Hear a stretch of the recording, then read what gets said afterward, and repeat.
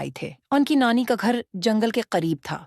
वो हर साल छुट्टियों में नानी अम्मा के घर एक माह गुजारने आते थे। नानी अम्मा उन्हें देखकर बेहद खुश होते हैं, मगर वो जब वक्त बेवक्त घर से बाहर निकल जाते तो नानी अम्मा बेहद परेशान हो जाती थीं। अब नानी अम्मा ने उन्हें सख्ती से बाहर जाने से मना किया था, क्योंकि जंगल करीब था और वो दोनों जंगल का ही रुख करते थे।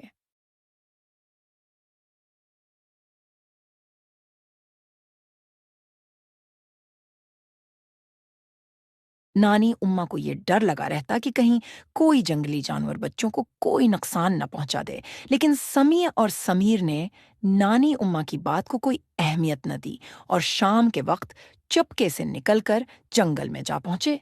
आज हुआ तेज चल रही थी। वो दोनों खतरे से बेखबर बातें करते हुए जंगल के वसत में पहुंच गए। जारी है।